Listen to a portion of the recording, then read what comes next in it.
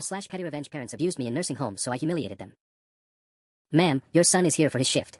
I watched my mother's face twist into that familiar expression of disgust as the charge nurse gestured toward me.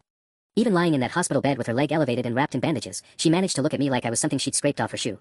That's asterisk not my son, she said loud enough for half the wing to hear. That's just the help. 3 months. It had been exactly 3 months since the car accident that landed both my parents in Sunrise Manor, the upscale nursing facility where I'd worked as a CNA for the past 2 years. 3 months of this hell, and I was starting to crack. You'd think after a decade of no contact, after being kicked out at 18 with nothing but a garbage bag of clothes and a head full of trauma, they might have mellowed. Maybe developed some perspective. Perhaps even, and I know this was wildly optimistic, felt a tiny shred of remorse for how they treated their only child. But no. If anything, being stuck in wheelchairs and dependent on others had made them meaner. James, could you help Mrs. Patterson to the dining room? Nurse Rodriguez asked, either oblivious to the tension or pretending to be. I appreciated her professionalism, but using my name in front of my parents was like waving a red flag at a bull. James asterisk. My father's voice carried that same mocking tone I remembered from childhood. They're calling you James now. What happened to Jimmy? Our little Jimmy who couldn't do anything right. A few residents looked over curiously. Mrs. Chen, who I genuinely liked, gave me a sympathetic glance. She'd been watching this play out for weeks now, and I could see the concern in her eyes. I'm 28, Dad. I go by James. I kept my voice level, professional. The way I'd trained myself to do with difficult patients, never imagining I'd need those skills with my own family. You'll always be little Jimmy to us, my mother chimed in, that saccharine sweetness she used when she wanted to cut deep. Our disappointment of a son who peaked in high school. The thing about working at the place where your abusers live is that you can't escape. At a normal job, you clock out and go home to lick your wounds. Here, I spent 40 hours a week being reminded of every cruel word, every time they'd chosen alcohol over groceries, every birthday they'd forgotten, every school event they'd missed because I wasn't worth their time. But I needed this job. The pay was decent, the benefits were good, and I'd worked too hard building my reputation here to let them destroy it. I was respected by my colleagues, loved by most residents, and had even been nominated for CNA of the Year last quarter. I wasn't the worthless kid they'd thrown away anymore. I'll be back to check on you both in an hour, I said, maintaining that careful professional distance I'd perfected. Please let me know if you need anything. We won't, my father said dismissively. We'll ask for someone competent. As I walked away, I heard my mother stage whisper to my father, I can't believe we're stuck in this place with him taking care of us. It's humiliating. That's when something inside me shifted. A cold, calculated anger that felt different from the usual hurt and frustration. They wanted to play games. They wanted to humiliate me in front of people I respected. Fine. But they'd forgotten something important, I wasn't powerless anymore. And unlike them, I was very, very good at my job. The breaking point came 2 weeks later during family visiting hours. My Aunt Carol had driven down from Portland, sweet, well-meaning Aunt Carol who still believed my parents were just going through a rough patch and that families should stick together no matter what. She'd been the one who guilt-tripped me into taking this job in the first place, claiming it would be healing for all of us. I was helping Mr. Williams with his physical therapy when I heard the commotion from the common area. Loud voices, my mother's distinctive cackle, and something that made my stomach drop, the sound of other residents going quiet. I should check on that, I told Mr. Williams, settling him back into his wheelchair. Go ahead, son. Sounds like trouble brewing. I rounded the corner to find my parents holding court in the middle of the visiting area, Aunt Carol sitting uncomfortably beside them while other families tried to pretend they weren't listening. My mother was in full performance mode, the way she used to get at church functions when she wanted to seem like the victim of circumstances beyond her control. And then he just showed up here, she was saying dramatically. Can you imagine? Your own child following you to a nursing home. It's unnatural. Obsessive, really. Mom. I kept my voice low, hoping to de-escalate. Can we talk privately? Oh look, speak of the devil. My father's voice boomed across the room. Everyone, meet our son James. 40 pounds heavier than when we last saw him and just as much of a disappointment. The room went dead silent. Mrs. Patterson stopped mid-conversation with her daughter. The Martinez family froze over their card game. Even the afternoon talk show on the TV seemed to pause in solidarity with my humiliation. Aunt Carol's face went bright red. Now, that's not. Look at him, my mother continued, warming to her audience. Nearly 30 years old, working as a glorified janitor, living in some tiny apartment with his cats. We tried our best, but some children just can't be helped. I don't have cats, I said quietly, which was perhaps the stupidest response possible, but my brain had short-circuited. See? Can't even keep pets alive, my father added with a cruel laugh. Remember that goldfish, honey? Lasted 3 days. The goldfish they'd flushed while I was at school as punishment for leaving a toy in the hallway. The goldfish I'd saved up my allowance for 3 months to buy. But I couldn't say that here, not in front of all these people. James is an excellent CNA, Mrs. Chen spoke up from her corner chair, bless her. He's very gentle with all of us. My mother's smile turned predatory. Oh, I'm sure he's gentle. He was always soft. No backbone whatsoever. We used to joke that we got the wrong baby at the hospital because surely no child of ours could be such a... That's enough. The words came out harder than I'd intended, cutting through her monologue like a blade. The room shifted. Other residents were looking at me with a mixture of pity and recognition. Some of them had children who rarely visited, who made excuses, who treated them like burdens. They knew what rejection looked like. But this was different. This was systematic cruelty, performed for an audience, designed to strip away every shred of dignity I built for myself in this place. My father leaned back in his wheelchair with satisfaction. There's the temper. Shows his true colors when he doesn't get his way, doesn't he? I looked around the room at faces I'd come to care about, people I'd helped through pain, comforted during difficult nights, celebrated small victories with. They were seeing me reduced to nothing more than a punching bag for two bitter people who'd never learned to love anything but their own cruelty. That's when I realized something that changed everything. I held all the cards now. I stood there for a moment, letting their cruel laughter wash over me while my mind raced through possibilities. 10 years of nursing experience had taught me that knowledge was power, and I had access to information they'd forgotten I possessed. I need to get back to work, I said calmly, watching confusion flicker across their faces at my sudden composure. They'd expected me to storm off or break down. Instead, I simply walked away, leaving them to bask in what they thought was victory. But as I headed to the nurse's station, my phone buzzed with a text that made everything infinitely more complicated. Asterisk, hey James. Heard Mom and Dad are at your facility. Small world. Flying in tomorrow to visit. Can't wait to catch up. Danny, asterisk. My younger brother.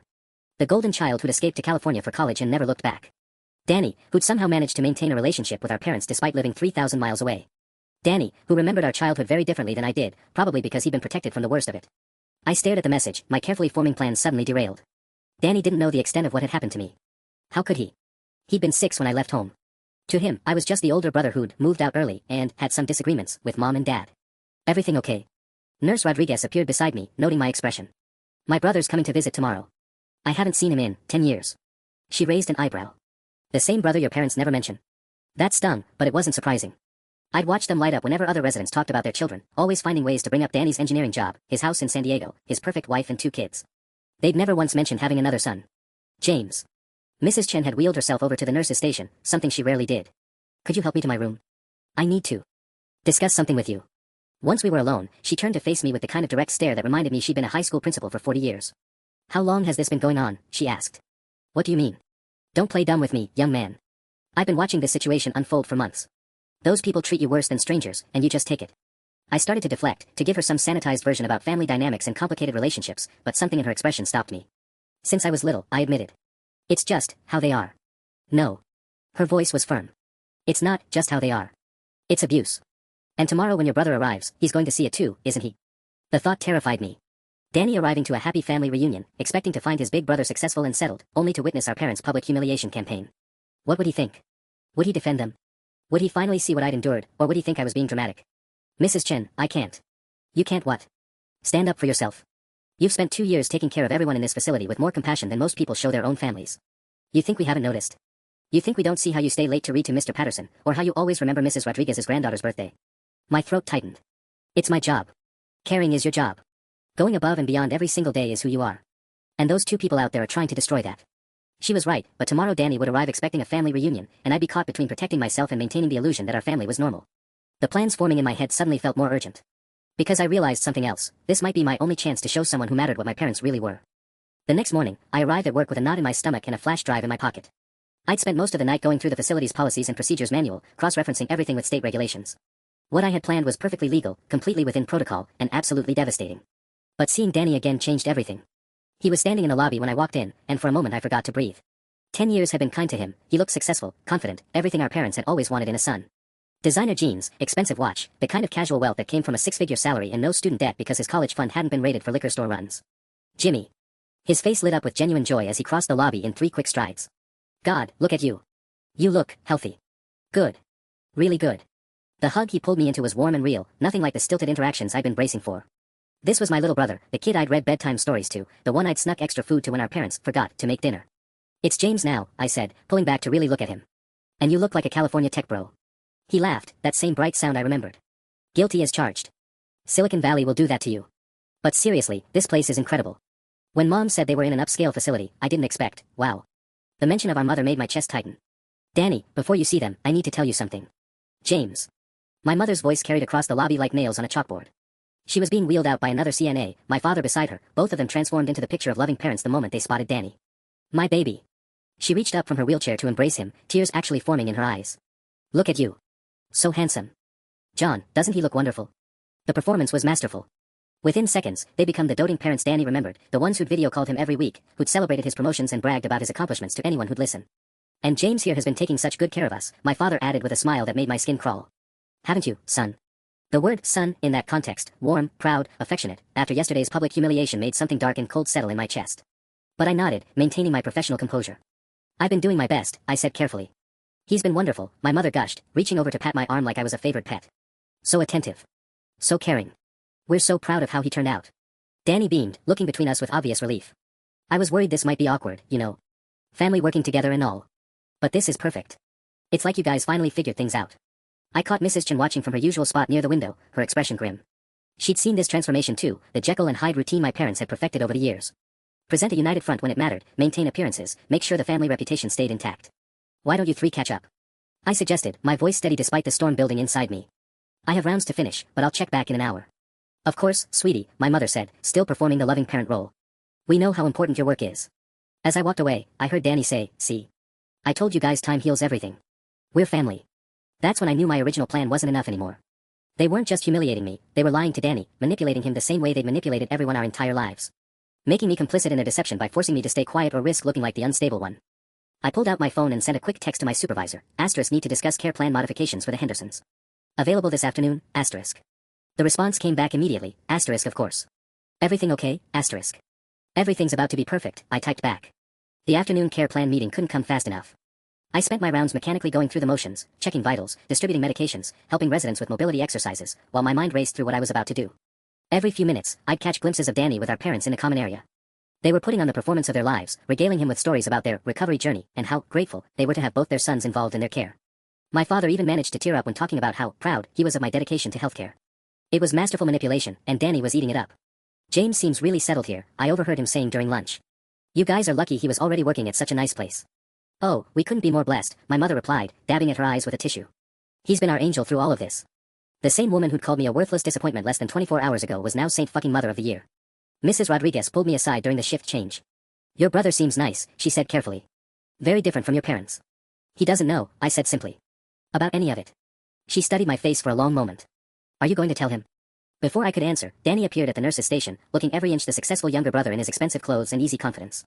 Hey, can I steal you for a few minutes, he asked. Maybe grab some coffee. I feel like we have 10 years to catch up on. My stomach dropped.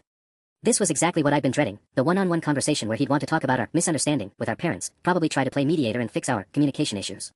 I'm actually due for a meeting with my supervisor in 20 minutes, I said, which was true. Rain check. His face fell slightly. Oh. Okay, sure. I'm flying back tomorrow morning, and I was hoping we could talk. About everything. Everything. Come on, Jimmy. James. He lowered his voice, glancing around to make sure we wouldn't be overheard. I know you guys had problems when we were kids. I wasn't blind. But look at this place, look at what you've accomplished. You're a healthcare professional, mom and dad are getting the care they need, and you're all in the same building working things out. It's like the universe fixed itself, you know. The universe. Right. Not the decade of therapy I'd scraped together money for. Not the years of rebuilding myself from nothing after being thrown away like garbage. The fucking universe just magically fixed our family dysfunction. Danny, things aren't exactly. I know. There's still tension. I can feel it. But maybe that's normal. Maybe it just takes time. He ran a hand through his hair, looking suddenly younger. I guess I just hoped, when I heard you were working here, taking care of them, I thought maybe it meant you'd forgiven them. That we could be a real family again. The hope in his voice was like a knife in my chest. This was the kid I'd protected from the worst of it, the one I'd made sure got fed when there was only enough food for one of us, the one I'd covered for when he broke something so he wouldn't face our father's rage. And now he was asking me to keep protecting them. To keep the lie going so he could maintain his fantasy of a family that had never actually existed. Your meeting, he said, checking his watch. Go ahead. But tonight, after visiting hour's end, can we please talk? Really talk? I nodded, not trusting my voice. As I walked toward the administrative offices, I passed the common room where my parents were holding court with a few other residents, regaling them with stories about their wonderful boys, and how family always comes first. My father spotted me and actually waved. There's our James. Such a dedicated young man. Several residents smiled and nodded approvingly. Mrs. Chen caught my eye and gave me a look that clearly said, now do you see what you're dealing with? I saw it, all right. And tonight, when Danny asked for the truth, I was going to give it to him. All of it. The meeting with my supervisor went exactly as I'd hoped. By the time I walked out of her office, I had official approval for what I was about to do, complete documentation to back up every decision, and a paper trail that would protect both me and the facility from any potential fallout. Just make sure you follow protocol to the letter, Sandra had said, reviewing my proposed care plan modifications. Everything you're suggesting is medically sound and within standard guidelines, but given the unique situation with your family relationship, we need to be extra careful about appearances. She didn't need to spell it out. If my parents complained that I was retaliating against them, I needed to be bulletproof. Fortunately, their own behavior over the past few months had given me plenty of documented justification for every change I was about to implement. I found Danny exactly where I'd left him, sitting with our parents in the common room. But something had shifted in the hour I'd been gone. His easy smile looked strained, and there was a tension in his posture that hadn't been there before. Hey, I said, approaching their little circle. How's everyone doing? Wonderful, my mother chirped, but there was something sharp in her eyes. Danny was just telling us about his flight tomorrow. So early. 7 a.m., can you imagine? Actually, Danny said slowly, I was thinking about changing it. Maybe staying an extra day or two. The temperature in the room seemed to drop 10 degrees. My father's smile faltered for just a moment before snapping back into place. Oh, sweetheart, you don't need to do that, my mother said quickly.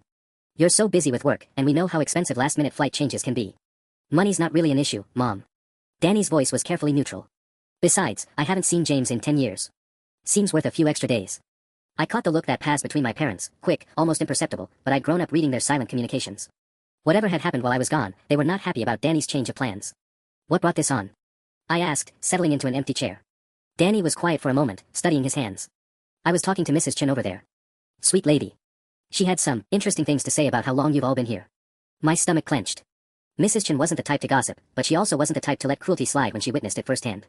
Oh, you know how memory gets at that age, my father said with a dismissive wave. She gets confused sometimes. Mixes up details. She seemed pretty sharp to me. Danny looked up, his gaze moving between our parents and me. Sharp enough to remember exact dates. Like when James started working here versus when you two were admitted. Sharp enough to remember some pretty specific conversations she's witnessed. The silence stretched out uncomfortably. Other residents had started to drift away, sensing the tension that was building in our little corner of the room. Danny, my mother started, her voice taking on that dangerous sweetness I knew meant she was about to go for the throat. You have to understand that James has always been sensitive. He tends to exaggerate things, make them sound worse than they really are. It's been a problem since he was little. Is that right? Danny turned to me, and for the first time since he'd arrived, I saw something other than hopeful optimism in his expression. Because Mrs. Chen mentioned something about a scene yesterday. During visiting hours. She said you were publicly humiliated by your own parents in front of half the residents here.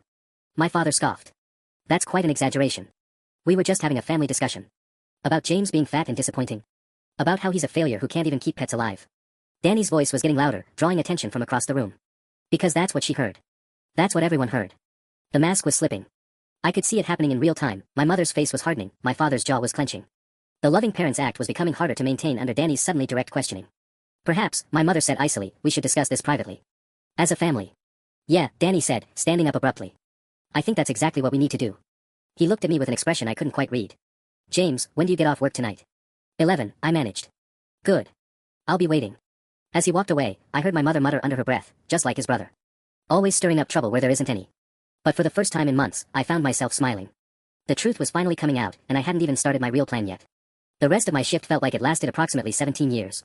Every time I passed the common room, I could feel the weight of stares, not just from my parents, who were now openly glowering at me, but from other residents who'd witnessed the afternoon's drama. Word traveled fast in a nursing home, and by dinner time, it felt like everyone knew that the nice CNA in room 847 had some serious family baggage. Danny had disappeared after lunch, claiming he needed to make some calls about his flight change. But I spotted him through the lobby windows around 3 o'clock, pacing back and forth in the parking lot with his phone pressed to his ear. Whatever conversations he was having, they looked intense. James. Mrs. Patterson caught my sleeve as I was distributing evening medications.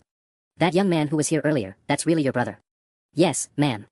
She glanced toward my parents' room, then back at me with the kind of shrewd expression that reminded me she'd been a family court judge for 30 years before retiring. How long since you'd seen him? 10 years. Ah. She nodded slowly, like that explained everything. And your parents never mentioned having 2 sons. It wasn't a question, but I answered anyway. No, ma'am. They didn't. She patted my hand gently. Well, for what it's worth, dear, some of us have been watching this situation play out for months. That brother of yours seemed like a smart young man. I suspect he's putting some pieces together. She was right. When Danny finally returned around 7 o'clock, he looked like someone who'd spent the afternoon having his worldview systematically dismantled. His designer clothes were wrinkled, his hair was messed up from running his hands through it, and there was a hardness in his eyes that I'd never seen before. He went straight to our parents' room without stopping at the nurse's station. I couldn't hear what was being said, but I didn't need to. The raised voices, the sudden silences, the way other staff members started finding reasons to avoid that hallway, it all painted a pretty clear picture. Around 8:30, he emerged looking shell-shocked. James. His voice was hoarse. Can we talk? Now. I glanced at the clock. Still 2.5 hours left on my shift, but we were between medication rounds and most residents were settled for the evening. Let me check with Rodriguez, I said. She took one look at my face and waved me away. Take your time. Maria can cover. Danny led me to the small family conference room near the administrative offices, neutral territory, away from our parents and the curious eyes of residents who'd been watching this soap opera unfold. He sat down heavily in one of the chairs, then immediately stood up again, too agitated to stay still. I called Aunt Carol, he said without preamble. Asked her some questions about why you really left home. About what happened that night when you were 18. My mouth went dry. What did she tell you? Enough. He turned to face me, and I saw tears in his eyes. Jesus Christ, Jimmy. James. Why didn't you ever tell me? Why didn't you call, or write, or something? You were 6. Not then. Later. When I was older, when I could have helped. His voice cracked. Do you have any idea what it's been like, thinking my big brother just abandoned us? Abandoned me? The accusation hit like a physical blow. I didn't abandon you. They threw me out. There's a difference. I know that now. He slumped back into his chair, looking exhausted. Carol told me, she told me things I never knew. About Dad's drinking getting worse after I started school. About the fights. About how you used to take the blame for stuff I did so I wouldn't get hit. My throat tightened. Danny.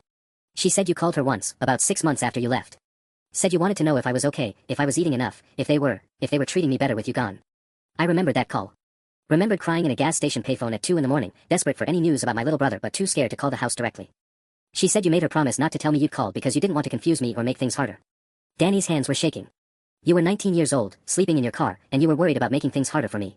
You were the only good thing in that house, I said quietly. I wasn't going to mess that up for you. Mess it up. He laughed, but there was no humor in it. James, they spent the next 12 years telling me you were selfish. That you'd chosen to cut off contact because you couldn't handle being part of a family. They made me believe that every birthday card you didn't send, every Christmas you missed, every graduation you weren't at, they made me believe it was because you didn't care about me. The weight of those missed years, of all the ways our parents had poisoned his memories of me, settled between us like a physical presence. And the worst part? Danny's voice dropped to a whisper. Part of me knew something was wrong. Even as a kid, I knew. But it was easier to believe their version than to admit that the people raising me were capable of throwing away their own child like garbage. We sat in silence for a long moment, both of us processing the wreckage of what our parents had done, not just to me, but to both of us. Finally, Danny spoke again. They have no idea I know, do they? About what really happened. I shook my head. Good. Something cold and determined settled over his features. Because tomorrow morning, before I fly back to California, we're going to have another family meeting. All 4 of us. And this time, they're going to tell the truth. The next morning came too soon and not soon enough at the same time. I'd barely slept, my mind racing between relief that Danny finally knew the truth and terror about what was going to happen when we confronted our parents together. I arrived at work an hour early, partly to prepare myself mentally and partly to check on the care plan modifications I'd submitted the day before. Sandra had already processed the paperwork, everything was approved and scheduled to begin implementation that afternoon. Perfect timing, really. Danny was waiting in the lobby when the day's shift started, looking like he hadn't slept much either. He'd traded his expensive casual wear for jeans and a simple t-shirt, and something about the change made him look more like the little brother I remembered. You ready for this? He asked as I signed in. Are you? He laughed grimly. Probably not. But I've been thinking about it all night, and I realized something. For 10 years, I've been living in a fantasy. Perfect son with a perfect job, calling home every week to check on mom and dad, sending them money when they needed help with bills. Playing the good son while my brother was, where were you living when you first left? My car for about 3 months. Then a friend's couch. Then a studio apartment above a pizza place that smelled like pepperoni 24/7. His face twisted with pain. While I was in college. While they were paying for my dorm room and meal plan with money I thought came from Dad's disability checks. I'd wondered about that. How they'd suddenly been able to afford Danny's college expenses when they'd never been able to afford basic groceries when I was growing up. Danny, you couldn't have known. I should have asked more questions. I should have wondered why my brother just vanished from family photos, why no one ever talked about you except to say you were going through a difficult phase. He shook his head. I was so fucking naive. Before I could respond, my mother's voice cut through the morning quiet like a buzzsaw. Daniel. There you are, sweetheart. We were worried when you didn't come by last night. She was being wheeled toward us by Maria from the night shift, my father beside her, both of them wearing matching expressions of concerned parental love. The performance was starting early today. We need to talk, Danny said without preamble. All of us. Now.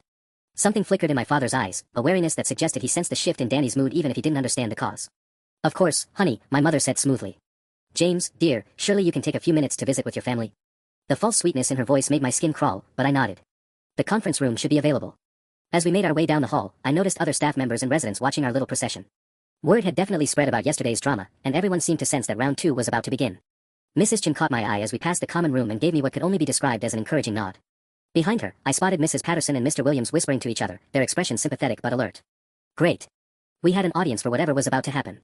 In the conference room, Danny closed the door firmly and turned to face our parents. The change in his demeanor was immediate and striking. Don was the hopeful, accommodating son from yesterday, replaced by someone who looked ready for battle. So, he said, settling into a chair across from them. I had an interesting conversation with Aunt Carol yesterday. And Mrs. Chen. And a few other people. My parents exchanged a quick glance, the kind of wordless communication that spoke of years spent coordinating their stories. Danny, my father started in his most reasonable voice, you have to understand that family situations are complex. Cut the shit, Dad. The words hung in the air like a bomb that hadn't quite exploded yet. My mother's mouth fell open in shock. I don't think Danny had ever cursed in front of them before. I know what you did to James. I know why he really left. And I know you've been lying to me about it for 10 years. The mask didn't just slip this time, it shattered completely. My mother's face transformed in an instant, from shocked surprise to cold fury, the expression I knew better than any other from my childhood. That woman has been filling your head with lies, she said, her voice turning sharp and venomous. Carol never understood our family dynamics. She always took his side because she couldn't have children of her own. Really? Danny pulled out his phone and set it on the table. Because I recorded our conversation yesterday. Want to hear what she said about the night you kicked James out? About how he called her crying from a gas station at 2 a.m. because he had nowhere else to go. My father's jaw clenched. You recorded a private family conversation. I recorded myself getting the truth for the first time in my adult life. Danny's voice was steady, but I could see his hands shaking slightly. Carol told me about the bruises, Dad. About how James used to show up to school with marks on his arms. About how his guidance counselor called CPS twice. The room went dead silent. I felt like I couldn't breathe. Those CPS visits were something I'd never told anyone about, not even Danny. The fact that Carol knew meant she'd been paying attention to things I thought I'd hidden successfully. Those calls were malicious, my mother said icily. We were investigated thoroughly and cleared both times. Some people just can't mind their own business. Cleared because you were good at hiding it, I said quietly. It was the first time I'd spoken since we'd sat down, and my voice sounded strange to my own ears. Cleared because you knew how to play the system. Oh, here we go. My father leaned back in his wheelchair with a cruel smile. Poor little James, always the victim. Always making up stories for attention. Stop. Danny's voice cut through the room like a whip. Just fucking stop. I was there, okay? I lived in that house too. I saw things.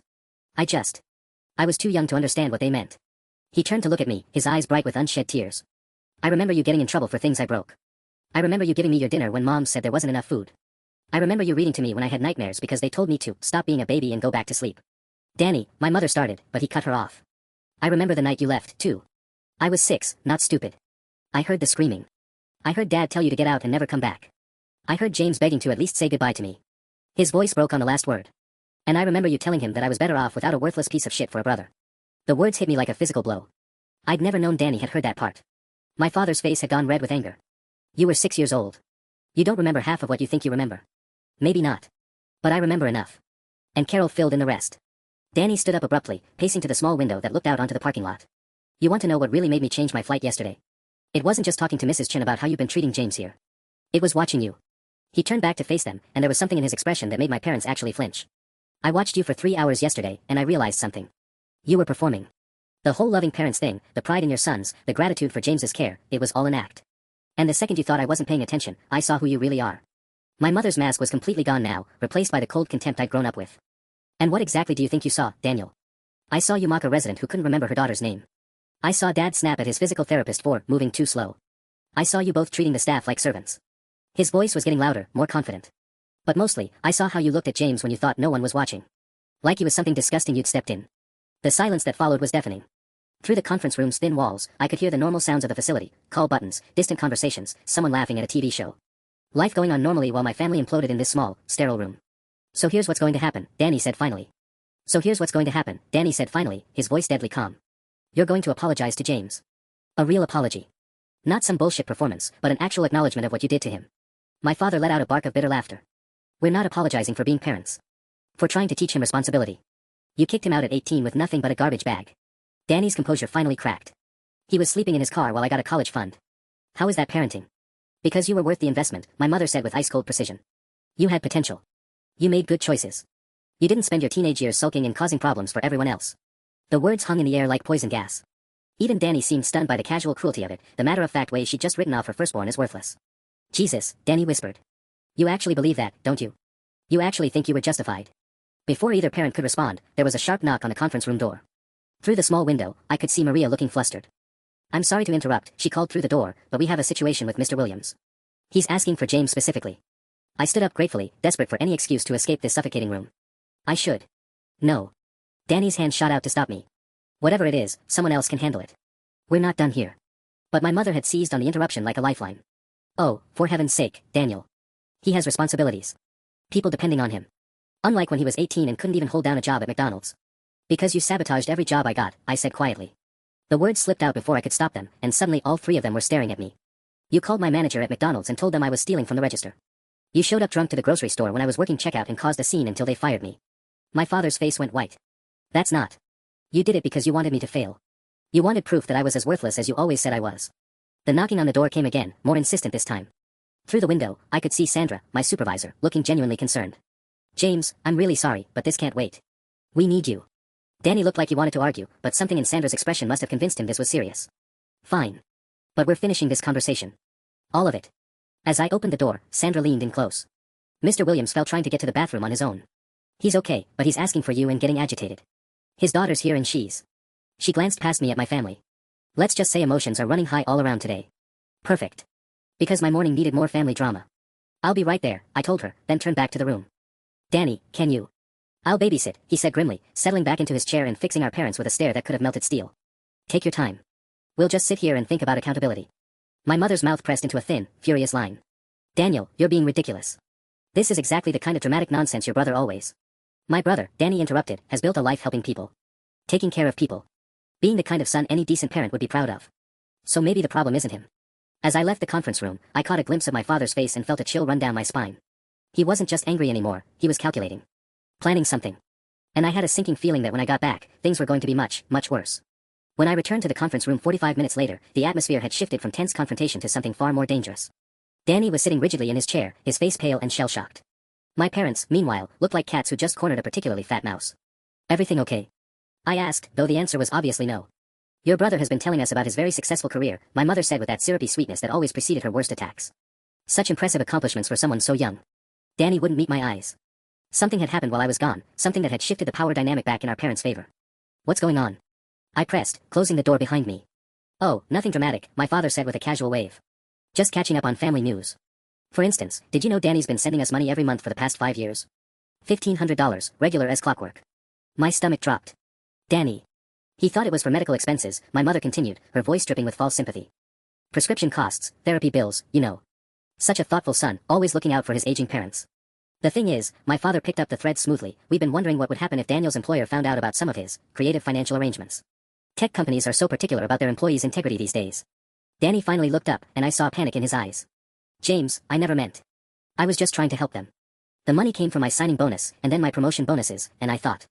You thought you were helping, my mother finished kindly. And you were, sweetheart. Just not in the way you imagined. The picture was becoming clear, and it made me sick. They'd been taking money from Danny under false pretenses, probably for years. And now they were threatening to destroy his career by framing it as some kind of fraud or embezzlement. That's extortion, I said quietly. That's family, my father corrected. Sometimes family members have misunderstandings about financial arrangements. Sometimes those misunderstandings need to be clarified with the appropriate authorities. Danny's face had gone gray. They said they'd call my company's ethics hotline. Tell them I've been funneling money to fake medical accounts. Even if it's not true, even if I can prove the money came from my own bonuses, the investigation alone would kill my security clearance. I knew enough about Danny's job to understand what that meant. He worked on classified government contracts. Any hint of financial impropriety, any suggestion that he might be compromised, would end his career permanently. So here's what's going to happen, my mother said, leaning forward in her wheelchair like a predator closing in for the kill. Daniel is going to fly back to California this afternoon as originally planned. He's going to resume his normal life and stop asking uncomfortable questions about ancient history. And you, my father added, turning his attention to me, are going to continue providing excellent care for your parents. Professional, courteous, respectful care. No more dramatic scenes, no more turning the residents against us, no more filling your brother's head with lies. They're not lies, I said, but my voice sounded weak even to my own ears. Prove it, my mother challenged. Call the police. File a report. Tell them your mean parents said hurtful things to you 30 years ago. See how far that gets you. The worst part was, she was right. Everything they'd done to me as a child, everything they were doing now, none of it was technically illegal. Emotional abuse left no scars that showed up in photographs. Verbal cruelty wasn't prosecuted in criminal court. Please, Danny said quietly, and I realized he was talking to me, not them. James, I'm sorry. I fucked this up. I made it worse. No, I said firmly. You didn't make anything worse. You just learned what they really are. My father smiled, the same cold, satisfied expression I remembered from childhood when he'd successfully backed me into a corner. Tick-tock, James. Danny's flight leaves in 6 hours. Are we going to have any more problems, or can we all go back to being one big happy family? I looked at my little brother, saw the defeat and guilt written across his face, and felt something crystallize inside me. They thought they'd won. They thought they'd successfully manipulated us both back into compliance. They had no idea what I'd put into motion while they were busy playing their psychological games. No problems at all, I said calmly. In fact, I think you're going to find your care here gets very thorough from now on. The way my mother's eyes narrowed told me she caught something in my tone, but she couldn't quite identify the threat. She would soon enough. After Danny left for the airport, my parents retreated to their rooms like generals planning their next campaign. They'd won this battle, humiliated both their sons in one perfectly orchestrated morning, and now they were probably celebrating their victory. But they'd made one critical mistake, they'd given me nothing left to lose. I went through my afternoon rounds mechanically, checking on residents, distributing medications, helping with physical therapy sessions. To anyone watching, I was just another CNA doing his job. But inside, I was counting down the hours until my carefully planned modifications went into effect. You look like someone stole your lunch money, Mrs. Patterson observed as I helped her with her afternoon pills. Something like that, I said, managing a weak smile. That brother of yours left in quite a hurry. Didn't even say goodbye to anyone. She studied my face with a shrewd expression that reminded me why she'd been such a feared judge. Your parents win another round. I nearly choked on my own saliva. Excuse me. Oh, honey. I've been watching Family Dynamics for 70 years. I know manipulation when I see it. She patted my hand gently. But you know what I've learned? Bullies always overplay their hand eventually. Always. Before I could respond, my supervisor's voice crackled over the intercom. James to the nurse's station, please. James to the nurse's station. I found Sandra waiting with a clipboard and an expression I couldn't quite read. The care plan modifications you requested have been approved and scheduled, she said, handing me the paperwork. They go into effect starting with tonight's shift. Are you sure about the timing on this? I scanned the documents, noting each carefully crafted change. Every modification was medically justified, thoroughly documented, and completely within standard care protocols. Most importantly, every single one would make my parents' lives significantly more unpleasant. I'm sure, I said. All right. Just remember. Follow protocol to the letter. Document everything. Stay professional. I'd been repeating those phrases like a mantra for the past 24 hours. I know. She nodded slowly. Your parents don't know about these changes yet. No. They'll find out tonight. And your brother? He's on a plane back to California. They made sure of that. I couldn't keep the bitterness out of my voice. Sandra's expression softened slightly. James, I want you to know that what I witnessed this morning, the way they spoke to you in that conference room, that's not acceptable. Regardless of your family relationship, you're a valued member of our staff, and you deserve to be treated with respect. Thank you, I said, surprised by how much her words meant to me. That said, she continued, her tone becoming more serious, I need to ask directly, are these care modifications punitive in nature? I met her gaze steadily. Every single change I've requested is medically appropriate and follows established protocols. My parents' care will meet or exceed industry standards. That's not what I asked. I was quiet for a moment, choosing my words carefully. My parents have been non-compliant with several care recommendations. They've been disruptive during therapy sessions, dismissive of staff instructions, and their behavior has been affecting other residents' peace of mind.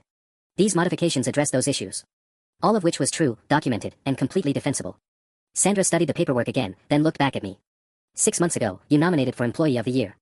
Your patient satisfaction scores are consistently the highest on staff. I trust your clinical judgment. She paused, then added quietly, I also trust that you understand the difference between justice and revenge. As she walked away, I realized she'd just given me both permission and a warning. Do what I needed to do, but do it right.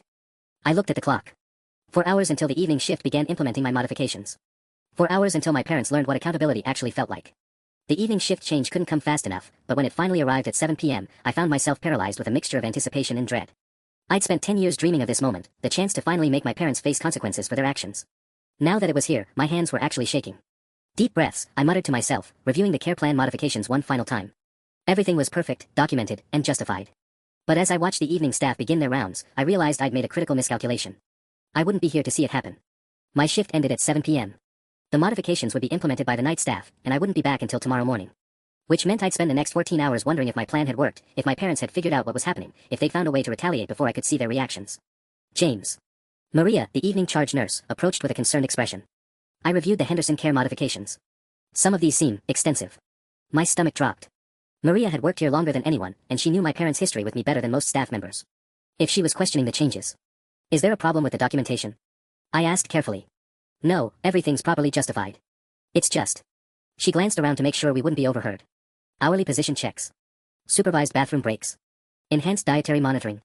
These are protocols we typically reserve for residents who are flight risks or have severe behavioral issues. My parents have been non-compliant with care instructions, I said, sticking to my prepared explanation. They've refused physical therapy, ignored dietary restrictions, and their behavior during group activities has been disruptive to other residents. All true, all documented, all defensible. Maria nodded slowly. Okay, but James, you know they're going to realize these changes are retaliatory, right? They're going to make your life hell. That's when it hit me, the fatal flaw in my perfect plan. I'd been so focused on the immediate satisfaction of watching my parents squirm that I hadn't fully considered what would happen afterward. Tomorrow, I'd have to face them knowing exactly what I'd done. They'd be furious, humiliated, and looking for revenge. And unlike Danny, I couldn't just fly back to California. Maybe that's not such a bad thing, I said, trying to sound more confident than I felt. Before Maria could respond, my phone buzzed with a text from an unknown number, asterisk this is Danny. Changed phones. Emergency. Call me now, asterisk. My blood turned to ice. Danny had been gone for less than 3 hours. What kind of emergency could have happened so quickly? I stepped outside to call him back, my hands trembling as I dialed. Jesus Christ, finally, Danny's voice was strained, panicked. James, we have a problem. A big fucking problem. What's wrong? Are you okay? I'm fine, but... He paused, and I could hear airport noise in the background. They called my company. Mom and Dad. They actually fucking did it. The world seemed to tilt sideways. What do you mean they called your company? I mean they called the ethics hotline before I even got to the airport. Told them I'd been embezzling company funds to pay for fake medical expenses.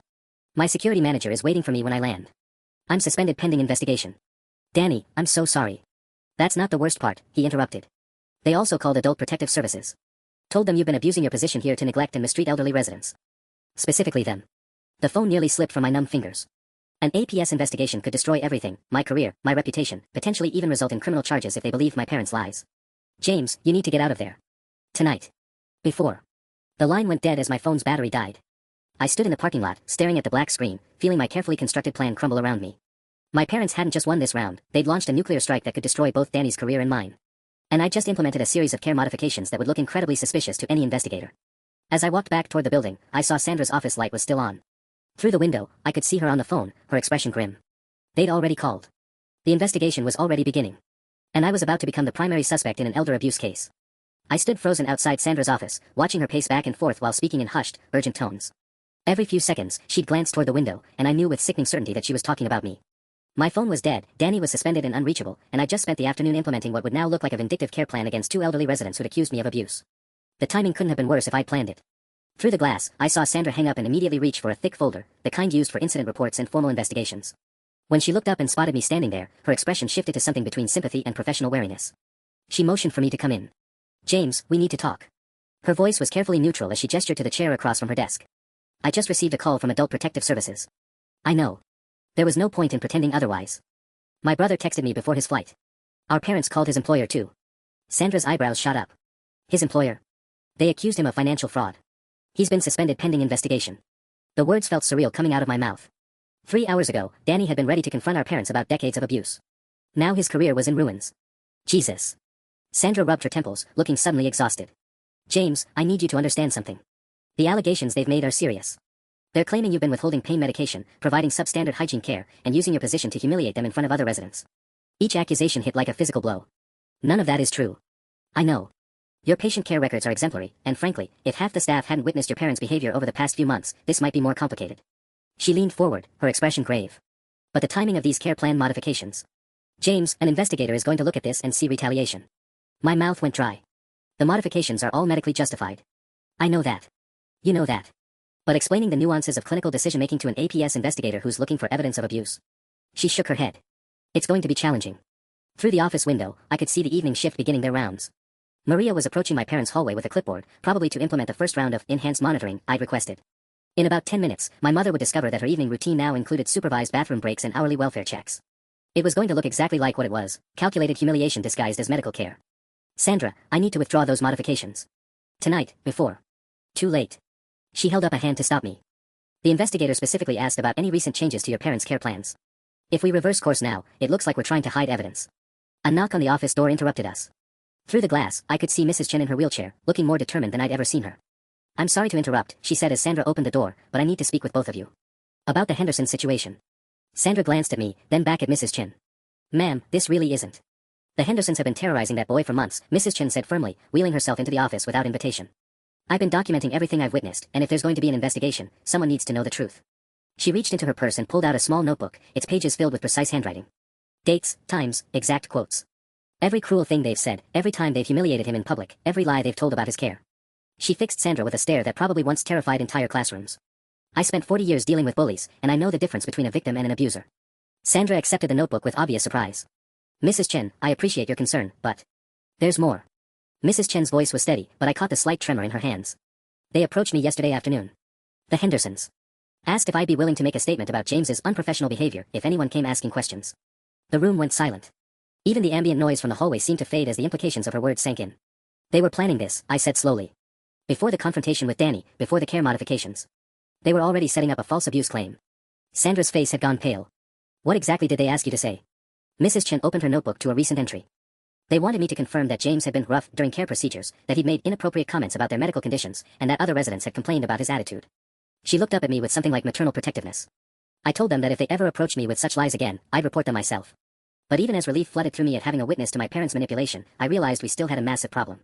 The APS investigation was already in motion, my parents were committed to their false accusations, and I'd just given them exactly the ammunition they needed by implementing those care modifications. The sound of raised voices from the hallway made all three of us freeze. Through the office window, I could see Maria standing outside my parents' room, clipboard in hand, while my father gestured angrily from his wheelchair. The evening shift was discovering just how uncooperative the Hendersons could be when their routine was disrupted. And somewhere in the state capitol, an investigator was probably already drafting a case file with my name on it. The confrontation in the hallway was escalating quickly. Through Sandra's window, I could see my father jabbing his finger at Maria while my mother sat beside him with that familiar look of righteous indignation. Other residents had started gathering in doorways, drawn by the commotion. "I need to get out there," I said, starting to rise. "No." Sandra's voice was firm. "You're not going anywhere near that situation. Not while there's an active investigation." But Mrs. Chen was already wheeling herself toward the door. "I, however, am going to have a conversation with those two." Before either of us could stop her, she was out the door and rolling down the hallway with the determination of a woman who'd spent decades managing unruly teenagers. Sandra and I followed at a distance, staying close enough to intervene if needed but far enough away that my presence wouldn't inflame the situation. Completely unacceptable, my father was saying as we approached. We don't need some aide checking on us every hour like we're criminals. Sir, these are standard protocols for residents who, Maria began, but my mother cut her off. We know exactly why this is happening. Our son is abusing his position here to punish us, and we won't stand for it. Is that so? Mrs. Chen's voice cut through the hallway like a blade. She positioned her wheelchair directly in front of my parents, blocking their view of Maria and a small crowd of onlookers. My mother's face shifted through several expressions before settling on false sweetness. Mrs. Chen, dear, this really doesn't concern. On the contrary, Mrs. Chen interrupted, pulling out her notebook. This concerns me very much. Especially since you asked me yesterday to lie to investigators about James's care. The hallway went dead silent. Even the distant sound of the evening news from the common room seemed to pause. My father's face flushed red. That's not what we... Would you like me to read my notes? Mrs. Chen opened to a marked page. Yesterday, 3:47 p.m. Mrs. Henderson approaches my table during afternoon social hour. Quote, if anyone official comes asking about James, you should know that several residents have complained about his rough handling and inappropriate comments. End quote. She flipped a page. Mr. Henderson then added, and I quote, sometimes people need to be protected from family members who take advantage of their positions. I'm sure you understand. End quote. The blood had drained from my mother's face. Around us, other residents were nodding and murmuring agreement. Mrs. Patterson stepped forward from her doorway. I heard them too, she said clearly. They approached several of us yesterday afternoon with the same story. Mr. Williams wheeled himself closer. Asked me to remember times when James was disrespectful. Couldn't think of any, personally. Boy's been nothing but kind to me. One by one, other residents began speaking up. Stories of my care during difficult nights, patience during therapy sessions, small kindnesses that had nothing to do with my job description. But more importantly, they talked about witnessing my parents' cruelty, their calculated attempts to humiliate me, their lies about our family history. Sandra was taking notes rapidly, and I could see her expression shifting from concern to something like amazement. In 30 years of healthcare administration, she'd probably never seen an entire wing of residents spontaneously defend a staff member against false accusations. My mother made one last desperate attempt to regain control. These people are all confused. Ma'am, Sandra interrupted, her professional mask finally slipping to reveal cold anger. I think it's time you and your husband return to your rooms. We'll be implementing some additional protocols while we sort this situation out. What kind of protocols? My father demanded. The kind reserved for residents who pose a risk to staff safety, Sandra replied evenly. Supervised visits, documented interactions, and a review of your continued placement at this facility. The threat hung in the air like a sword. Sunrise Manor was one of the most prestigious facilities in the state. Being asked to leave would mean finding placement at a much lower tier institution, if they could find placement at all with a notation of staff harassment on their records. As my parents were escorted back to their rooms by security, Mrs. Chen wheeled over to where I stood in stunned silence. James, she said gently, there's something else you should know. Yesterday, after your parents approached me with their lies, I called my granddaughter. She works for the state attorney general's office. My heart stopped. Mrs. Chen. Turns out making false reports to Adult Protective Services is a felony. Especially when there's evidence of premeditation and conspiracy. She patted my hand with a satisfied smile. I believe the term she used was filing a false instrument. Sandra looked up from her notes. Mrs. Chen, are you saying? I'm saying that by tomorrow morning, the Hendersons will likely be facing charges of their own. My granddaughter was very interested in my documentation. She held up her notebook. Amazing what prosecutors can do with detailed witness statements and evidence of systematic harassment. 3 days later, I stood in the parking lot of Sunrise Manor, watching my parents being loaded into a transport van bound for a county facility 40 miles away. Their placement at our facility had been terminated for cause, a notation that would follow them to any future care situations. But more importantly, they were facing criminal charges for filing false reports and harassment. Danny's suspension had been lifted after the investigation revealed the fabricated nature of their accusations, and he was flying back in the weekend, not to visit our parents, but to finally have the relationship we'd been denied for 10 years. Mrs. Chen rolled up beside me as the van disappeared around the corner. Regrets? She asked. I thought about it for a moment. 10 years of therapy had taught me that healing wasn't about revenge, but sometimes justice and healing walked hand in hand. No, I said finally. No regrets. Good, she said with satisfaction. Now, I believe you have some residents who need their evening medications. Mr. Williams has been asking for you specifically. As we headed back inside, I realized something had fundamentally changed. For the first time in my life, I'd been defended. Protected. Valued. I wasn't the throwaway kid anymore. I was home.